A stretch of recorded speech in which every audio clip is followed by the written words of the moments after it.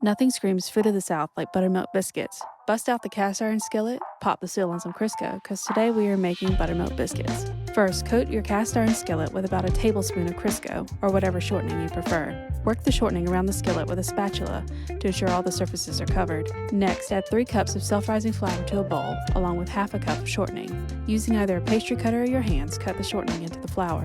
Side note, this is a very difficult recipe to quantify. Many biscuit recipes were handed down through generations and taught by feel. You want the flour to turn crumbly, but you don't want the shortening to completely dissolve into the flour. Next, make a well in the flour and prepare to get your hands dirty. Slowly add cold buttermilk into the well and gently fold the flour into the buttermilk. It's important to be gentle during this step. We don't want to overwork the dough. That'll make them tough. Also, be sure you're using self-rising flour. I accidentally used all-purpose flour once and the biscuits basically turned into rocks. Yup, you will get messy and sticky.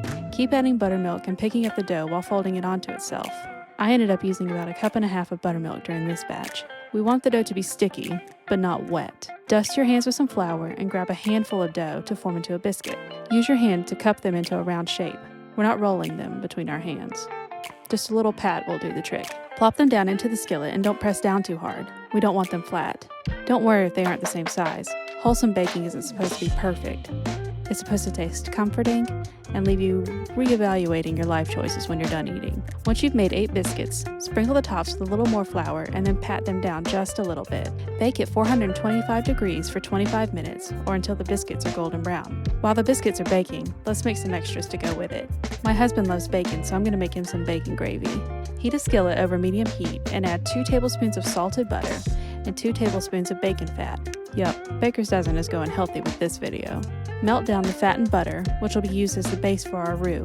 Next, add 4 tablespoons of all-purpose flour and whisk until the roux starts to bubble up and darken. After it darkens to a light golden color, add 2 cups of milk and whisk constantly until you get a smooth, thick gravy. Add a little salt and a hefty grind of black pepper. If you're like me and hate the feeling of bacon grease on your hands, grab a set of tongs and clean scissors. Go ahead, chop away. Get the bacon mixed up in the gravy, and you've now successfully created the beginning stages of a heart attack. Carefully get that screaming hot skillet out of the oven and take a look at these gorgeous, soft, golden brown biscuits. Let's plate up. Split the biscuit down the middle. Can we just take a moment to admire the bottom crust and how fluffy and gentle it falls apart? Top with the bacon gravy and dig in. Alternatively, if bacon isn't your thing, you can also use your favorite jam or jelly. My Mima made this dewberry jam, and my mom and I made this peach jam.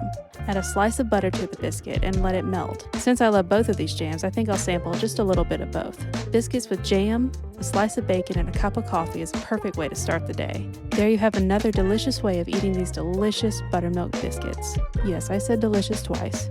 I meant it. See you later.